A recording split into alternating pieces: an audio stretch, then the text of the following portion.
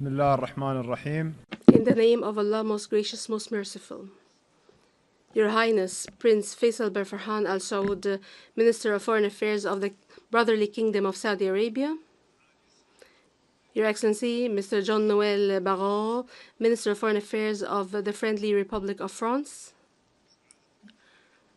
Your Excellency, Secretary General of the United Nations, Your Excellency, President of the General Assembly, Your Excellencies, Your Highnesses, ladies and gentlemen. At the outset, I would like to express our appreciation to His Excellency President Emmanuel Macron, the President of the French Republic, and His Highness Prince Mohammed bin Salman, the Crown Prince of the Kingdom of Saudi Arabia, for taking the initiative to hold this historic conference under the sponsorship of the United Nations. The conference that tackles one of the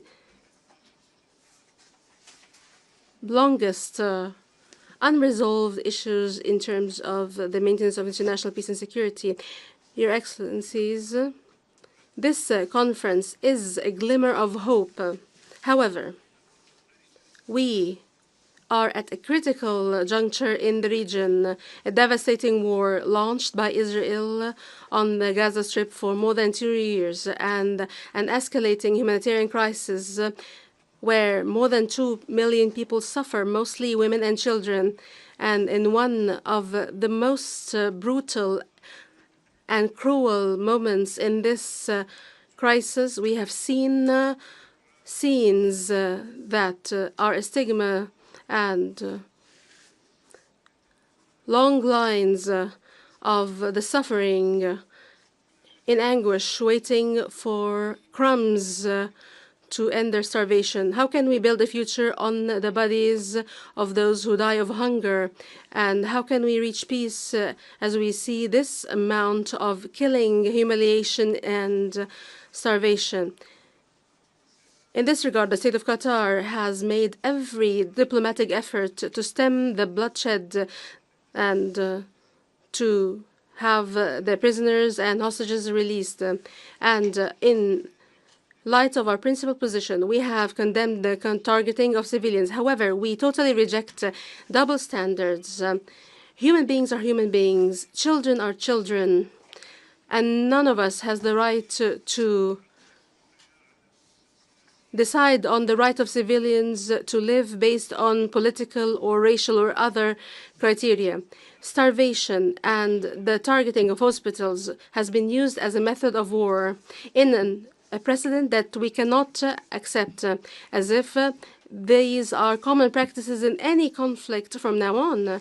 And the State of Qatar reaffirms once again its total rejection of the use of food as a tool to bring pressure to bear or a method of war or a weapon in war. And we condemn blockade and forced displacement against civilians and defenseless civilians, and the use and the targeting of vital facilities, hospitals, and shelters in a violation of international law and international norms. The efforts for mediation by Qatar, the US, and Egypt did bear fruit, namely the entry of significant aid and the release of prisoners and hostages from both sides. Despite multiple obstacles and attempts to block humanitarian aid and to demonize the mediators, despite all this, we continue in our path towards a ceasefire, a permanent ceasefire, to end the crisis and to start the effort for reconstruction and recovery. This requires that all parties act responsibly and support all efforts to reach such goal. Your Excellencies, the war on the Palestinian people in the Gaza Strip did not just lead to immense, unprecedented suffering for defenseless civilians, but it has led to a violation of international law and universal norms on which the international system has been built on since the end of World War II. It has proven that force cannot liquidate the question of Palestine. it has only aggravated the question by adding to the grievances the feelings of hurt and pain that will remain a wound that will never heal.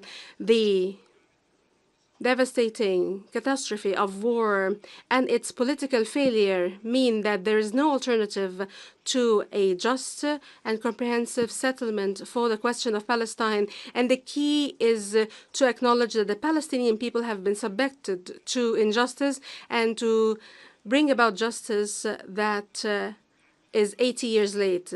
Based on our principled support for peace, the State of Qatar fully supports the objectives of this conference, and we seek to have an active and a positive role towards the implementation of the two-state solution. And we have co-chaired with Canada and Mexico the third working group on the narratives for peace. And we have addressed in this working group important issues, and we have reached important conclusions that would lead to making this conference a success.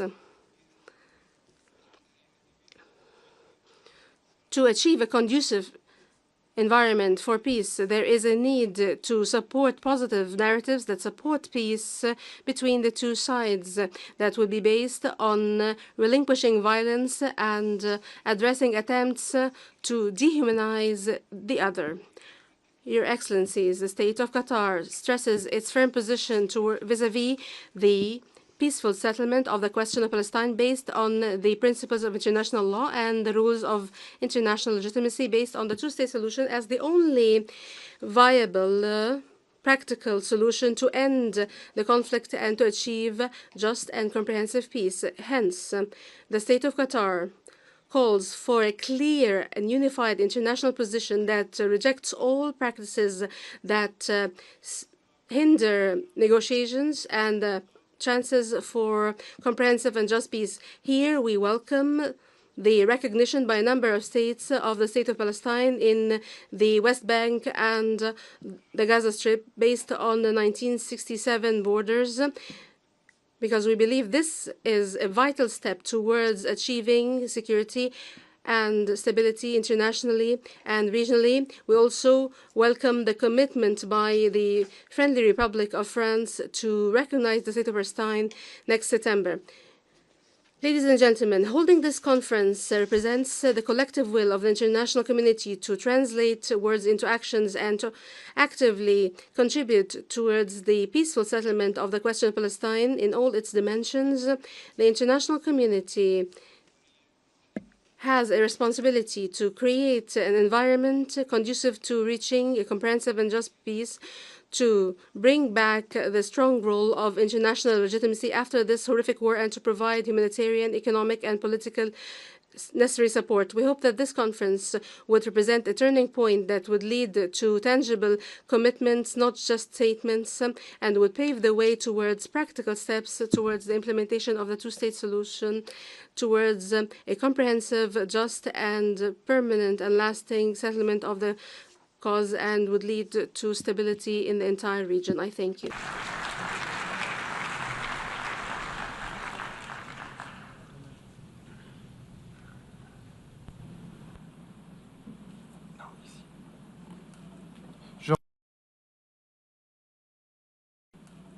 Je remercie le Premier ministre des Affaires. I thank the Prime Minister and Minister for Foreign Affairs of the State of Qatar. I now give the floor to His Excellency Mr. Ayman Safadi, Deputy Prime Minister and Minister for Foreign Affairs and Expatriates of Jordan.